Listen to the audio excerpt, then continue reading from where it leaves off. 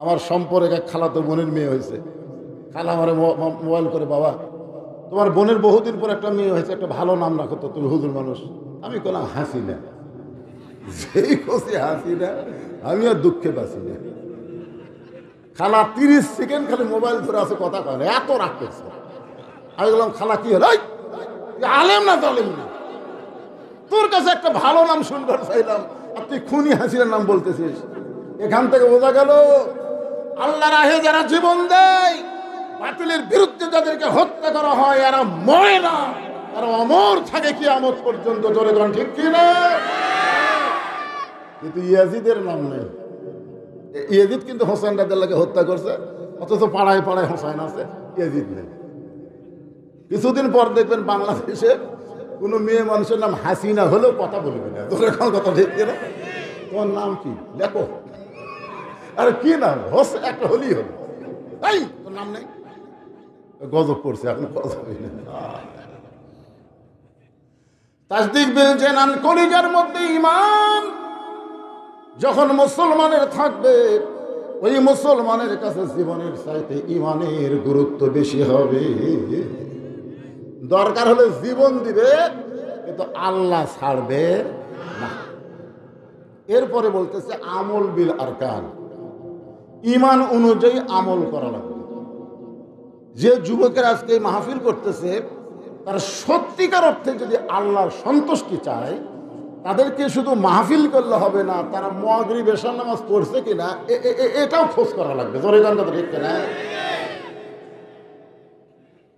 হ্যাঁ যুবক, বছর অন্তর একটা করে মাহফিল করবা আর মনে করবা ইসলামের বিরাট কাম করলাম, কিছুই করনি। 1 কোটি মাহফিল যদি এক পাল্লায় দেওয়া হয়, আর 1 ওয়াক্ত নামাজ যদি অন্য পাল্লায় দেওয়া হয়, 1 কোটি মাহফিলের চাইতে 1 ওয়াক্ত নামাজের ওজন আল্লাহর কাছে বেশি হবে। জোরে গান কথা ঠিক কিনা? আমল বিল আরকান, রাসূল বলেছে লা সালাতা লা ঈমানা, যার নামাজ নেই তার ঈমানই নেই। লা সালাতা লা দীনা, যার নামাজ নাই তার কোনো ধর্মই নেই। এই যুবকরা কি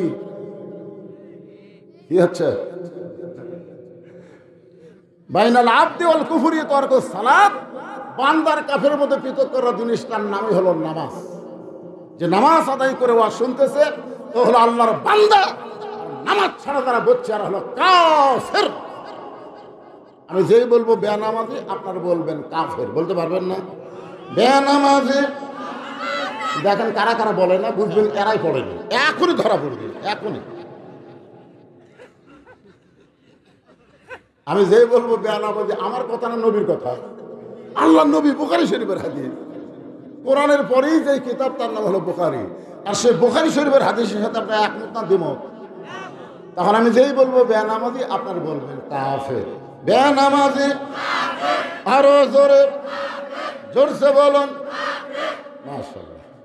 এখন এই কাফের শোনার পরে সে যদি নিয়ত করে যে ফজর থেকে আমি নামাজ আর বাদ দেব না, এই নিয়ত করার সাথে সাথে যত নামাজ না পড়ার পাপ হয়েছে আল্লাহ সব মাফ করে দিবে।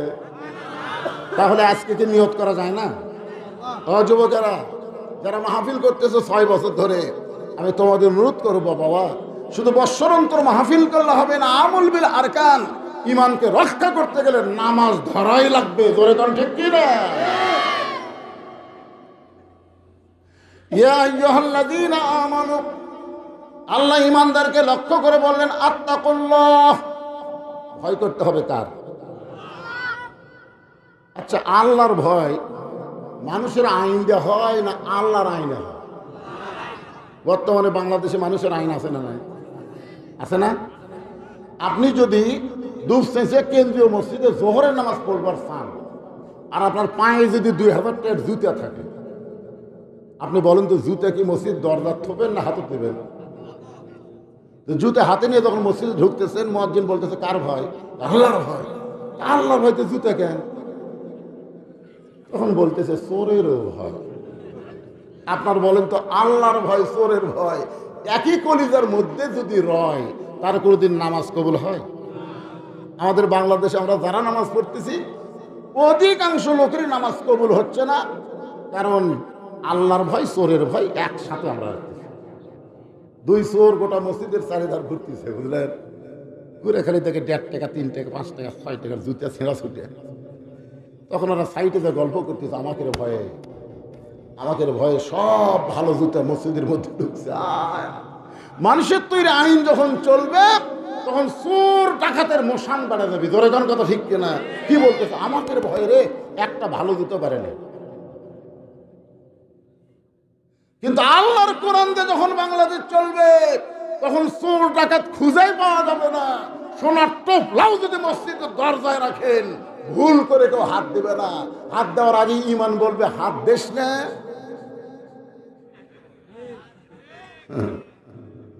তাহলে আত্তাকুল্লাহ ডিগ্রি অর্জন করতে গেলে বর্তমানে যে পরিবেশ বাংলাদেশে আছে, এই পরিবেশে চলবে না, পরিবেশ পাল্টান লাগবে। এখন একটা সুন্দর পরিবেশ যদি তৈরি করতে চাই তাহলে সুন্দর একটা সমাজ লাগবে।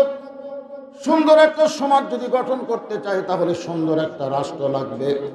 একটা সুন্দর রাষ্ট্র যদি তৈরি করতে চাই তাহলে মানুষের সংবিধান দেওয়া হবে না, আমার আল্লাহর কোরআনের সংবিধান লাগবে। ধরে কোন ঠিক কি না?